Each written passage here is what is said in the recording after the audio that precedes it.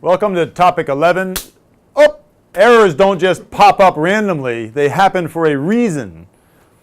Our goal here is to now tie everything we've been talking about all along, different machine elements, bearings, actuators, and how do you design them all into a system so they all work together. What we're going to be doing is we're going to be looking at an entire machine, but the machine doesn't exist yet. The machine exists only in our brains as a structural loop. Some tool, workpiece, and something that connects it all. And our job is to fill in the bearings, the structure, the actuators, so it all works together to give you the required accuracy of motion that you desire. We're going to be doing that philosophically by assuming that the machine is not a collection of rigid elements, but every element has a little bit of wiggle in it. So when everything's wiggling a little bit, how's the sum total performance going to happen between the tool and the workpiece? That's the goal, is to be able to predict all this. And it happens for reasons. You have to use some statistics to do it, and we have some spreadsheet tools to help out with that. An error budget is just like a financial budget or a time budget. It's a low-cost tool that lets you very quickly estimate how good your thinking of a machine is. Once you can frame out the machine and rationally pick spacing between bearings, types of bearings, what the structure may look like, you can always then hit it up with more detailed analysis, but it gives you the starting point. The key thing we'll use for building the error budget is, as we showed just a minute ago, an image of the structural loop, which means that you may have several of those images, in which case you're going to construct several copies of the error budget for your different concepts, and that'll help you decide which is the concept you actually want to move forward with. We do that by just making stick figures of the machine. We initially don't want to put any sort of implied meaning behind sizes of things until we rationally pick what they are. To do this, we'll use an error budget spreadsheet, we call it, which is based on the mathematics of homogeneous transformation matrices, which you'll see allows us to start with a complex machine and just look at one piece at a time. Forget about the rest of the machine. You just do one joint at a time. And then how you actually model what are called the error motions of catalog items like bearings. Because the catalog items will not necessarily give you all the information you need in order to use the spreadsheets.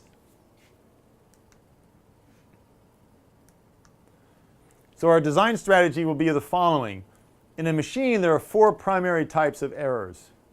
There's geometric errors. That's when things move, they're just not the right shape you thought. There's load-induced errors when you put weight on things. Oof, it sags according to where the weight is on the machine. There's thermal errors. Things get hot and they expand, or they get cold and contract. And there's process-induced errors. When you're cutting, there's interaction between the tool and the workpiece that the tools deflect. There's surface finish issues. The material is compressed by the cutting force and it pops back afterwards. There are these four basic types of errors.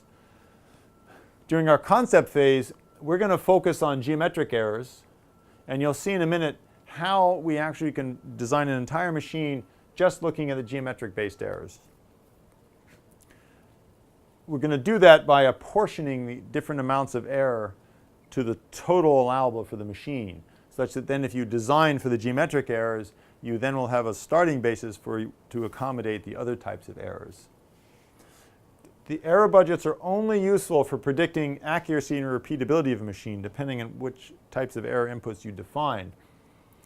They're good for also good for predicting misalignment loads on bearings, because you can use them to, say, model, I'm going to have these two bearings are aligned by this amount delta. And remember from our previous lecture, if you know the delta and the stiffness of the bearing, you can get the force on the bearing, which you then use for your load life calculations. So our first stop is the structural loop. Structural loop, remember, is the path the force takes as it goes from an input to an output. So just, this is the tool, this is the workpiece. They come together, the tool operates on the workpiece, and this is the path the stress takes. The rest of the machine frame doesn't feel anything. If this is the tool and this is the workpiece, and you push together, then you can feel the flow of force all the way through it.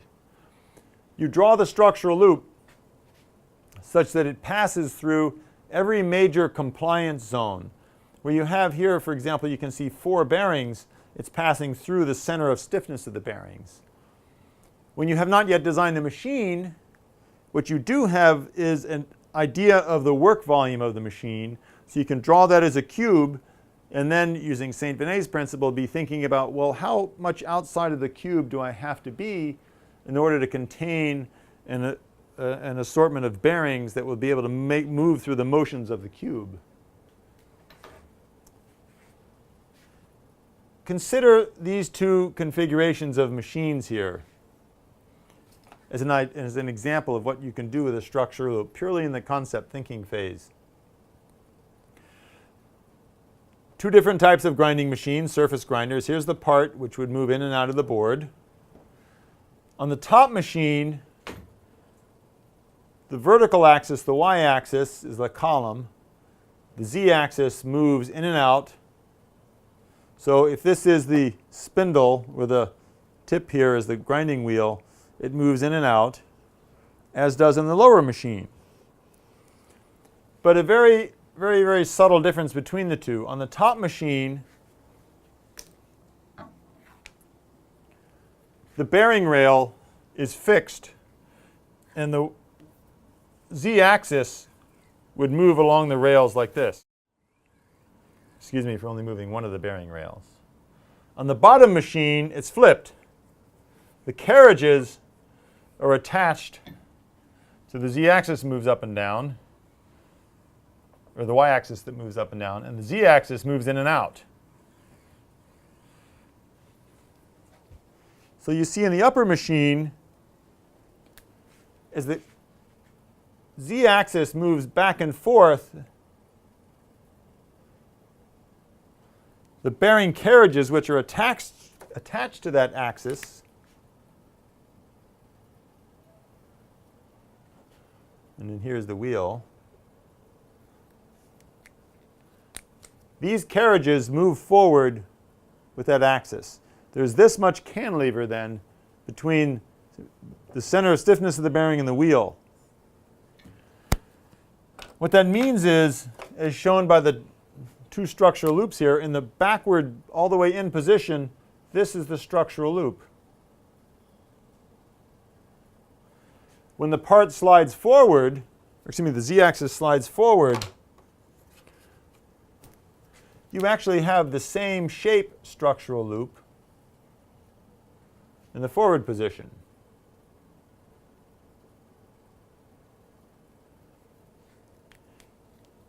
The shape of the structural loop here does not change as the machine moves. That would tell me that the stiffness between the tool and the workpiece has a good chance of being the same regardless of where the tool is on the workpiece.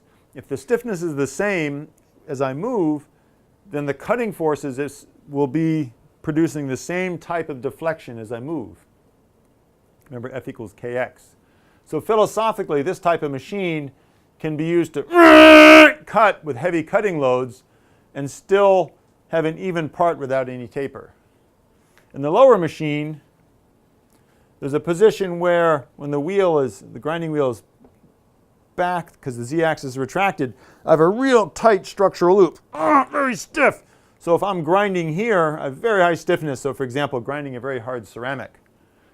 When the z-axis extends forward across the part, the structural loop changes shape, and it's going to be bigger, and hence the machine is less stiff. And if I had the same high force here, I'm going to have more deflection, and I'll grind a taper in the part. That doesn't mean that this machine is better than this machine. It depends what you're using the machine for. This machine would make a better production machine where I have to rapidly produce large dies, for example. This, for example, is a better tool room machine where I can take the time to grind as the z-axis moves back and forth to what is called spark out, which means there are no forces on the tool anymore. And it also means I have a position in this machine where it's really, really, really super stiff for the highest of high precision grinding small, hard ceramic parts, which this upper machine would have more of a trouble dealing with. So it's all about what you want your machine to do And as you're envisioning what you want your machine to do, starting to sketch out possible structural loops to accommodate the motions you want to have happen. What I like to do is I like to look at machines and look at their work volumes and imagine the axes in the different positions in my brain, sketch out where are the centers of stiffness of the bearings, where are the centers of stiffness of the structure, what does the structural loop look like for that machine. So I learn a lot just by looking through the magazines at pictures of machines or going to trade shows and imagining what does the structural loop look like in there. So preload your brain with what other people have done in the past. So when I refer to doing a concept sketch using stick figures, remember this from topic 3. So when you're laying out your machine, for example, here are 3 versions of a machine. This is a bridge type machine. This is a cantilever machine where I've got the cantilever it's driven on one axis, so this bridge that reaches out does have the option of bending back and forth, which it shouldn't, right? Whereas the bridge machine, both sides of the there's 2 x-axes, a master and a follower, that drive both sides of the bridge. Here the bridge is only driven by one side, and then this is a totally cantilevered machine. 3 very different machines to achieve the same type of motion of a workspace of about 2 meters by 3 meters. So it depends upon what you're trying to do. But here you are, you can sketch it out with stick figures. You could run the error analysis to see, can your machine, which of these concepts meet the required accuracy of the machine. You don't want to put any more detail than this initially, so you as a designer are not encumbered by some implied size structure from a solid model, for example. Keep your options open. And the purpose of the analysis then will be to enable you to think rationally with these open options. So here's how I actually begin when I have to design a machine. And this is a version of a spreadsheet that I will bring up here in a minute. It's called the Axis Error Apportionment Estimator. What this does is it says, okay, customer says, I want 3 axes of motion. And you know what? In the end, I need the tool to be accurate to the workpiece or repeatable to the workpiece. You just have to know which you're dealing with, repeatability or accuracy. But we'll stick with accuracy for now, of 10 micrometers. Now, I haven't said the size of the machine. I don't need to know any more information than that to start, because what I'm going to do is I'm going to go through and say, okay, good. Now, I'm not going to rush right off and say, oh, I need to use air bearings or roller bearings or whatever. I want to rationally have a hunting license to pick out what hardware elements that I'm aware of in their performance areas am I likely to be able to use. And this is what we'll do with this spreadsheet. It's going to start with the number of axes, the total allowable error, and I've got these 4 sources of error that we talked about earlier. I have a factor F, which gives each of them equal importance. So if I made this number bigger than that one, all I have to do is put in the relative importance. Then it will apportion how much error goes to each one. So if they're all equal importance, each one of these factors gets 2.5 microns of error, for example, here. And then because it's 3 axes, each axis gets 1/3 of that. Now you may say, whoa, that's not right, because the axis near the tool tip, it's a little bit of motion axis, and it's a lot easier for it to get this 0.8 microns than an axis that's way far away.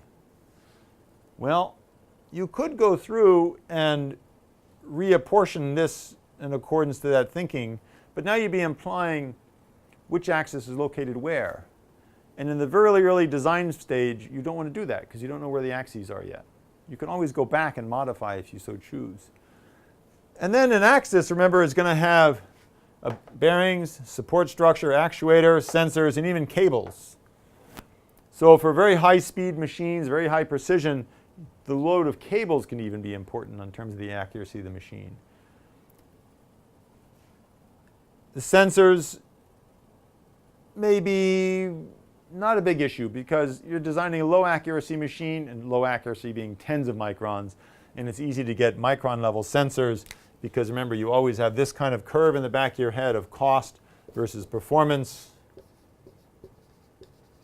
looking something like this. And if your machine is in a performance level zone here, and this is what the curve for sensors looks like, well, it's going to be easy to get what you need, so you would downgrade this, and the sensors and maybe only get 0.2 of the total error. And the same thing if it's a beefy machine, and I'm not worried about cables pulling on it, this may also be downgraded by 0.2. And we're going to walk through the spreadsheet a little bit here in a minute to see what we're doing with this, how this affects the numbers. So you see what I'm going to do is I'm going to build a map of the types of performance levels I'm going to need from the different components in order that for all the axes together, when they work together to yield the total allowable error. So I have a good chance of succeeding in my machine design. Okay, so I'm going to clear out of here and bring up the spreadsheet a minute to show you a little more detail.